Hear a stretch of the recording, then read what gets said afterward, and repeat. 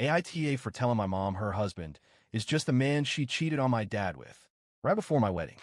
I, 27F, grew up in what looked like a pretty normal family until it wasn't. When I was 10, my entire world blew up. My parents got divorced because my mom had an affair. And no, I didn't find out because someone gently sat me down to explain. I found out because the wife of my mom's affair partner came to our house and made sure everyone knew. She stood outside screaming at my mom, calling her every name in the book: homewrecker, cheater, liar. She shouted that my mom had destroyed her marriage and wrecked her family. And it wasn't just a one-time meltdown. This woman showed up multiple times over the next 2 years, so often that the police had to be called to physically remove her. I was 10, but I wasn't stupid. I knew what words like affair and cheater meant. I heard everything. I saw everything. And yet my mom, in her infinite denial, spent years blaming my dad for me finding out. She insisted he poisoned me against her. That was her version of the story. Until I was 14, and I finally snapped. I told her, I'm not deaf. I heard her. I knew exactly what was going on. From that point on, whatever trust or connection we had left started unraveling fast. I just couldn't look at her the same way. Not long after the divorce, my mom married the guy she cheated with. Let's call him Rick. Rick never had kids before and decided that marrying my mom gave him a free pass to step into a father role with me. Spoiler, it didn't. From the very beginning, I rejected it. Hard.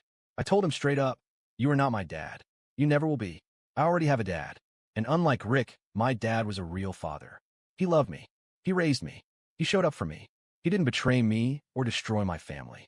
Yes, I know that my mom was just as responsible, maybe even more. I'm fully aware that it wasn't just Rick's fault. But that doesn't change the fact that every time Rick tried to enforce rules or act like a parent, it felt like a slap in the face. Like the man who helped blow up my family was now trying to step in and fill the hole he helped create. It felt insulting. It felt fake. It felt wrong. I kept my boundaries firm. Anytime he tried to act like a parent, I reminded him exactly who he was. You are the man my mom cheated on my dad with. Nothing more. Then when I was 19, the worst thing happened. My dad died suddenly. It shattered me in ways I still can't fully put into words. He was my person, my anchor, the one constant in my life. Losing him felt like losing a part of my soul. And no, I didn't tell my mom or Rick. They found out after the funeral, and when they did, my mom absolutely exploded. She said I was cruel, selfish, heartless for not letting them be there to support me. But honestly, I didn't want them there. I didn't want my mom standing over my dad's grave with the very man she betrayed him with. The thought alone made my skin crawl. That day was for my dad, for the man who loved me, for the man who never abandoned me. It was not for them. My mom tried to guilt-trip me, acting like I needed their support, like I was being vindictive. No, I didn't want their support. I wanted my dad, and he was gone. Fast forward to today, I'm getting married. And somehow, despite everything that has happened, my mom genuinely believed that Rick would be given the father of the bride role. She thought he would walk me down the aisle, do the father-daughter dance, give a speech, all of it. Nope, absolutely not.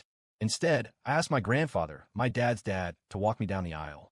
A man who has always been there for me, loved me, supported me without conditions or expectations. When my mom found out, she lost her mind. She screamed at me. What the hell are you thinking? Rick has been in your life since you were 10.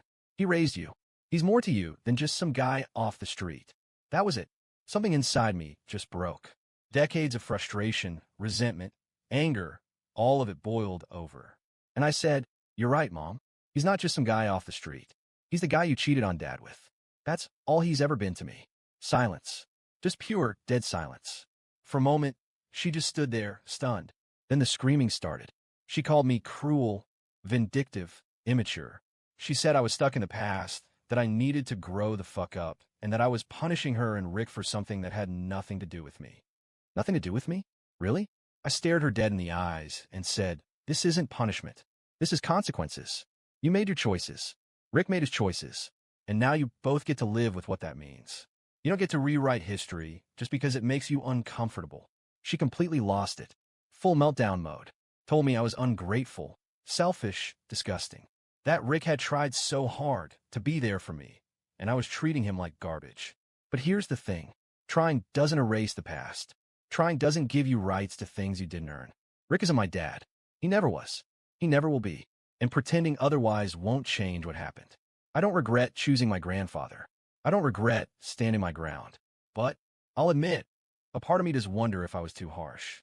If saying that line, "He's the guy you cheated on dad with," was unnecessarily cruel, even if it was true. So Reddit, AITA for telling my mom her husband is just the guy she cheated on my dad with? Was I being brutal and petty, or just honest about a truth nobody wants to say out loud?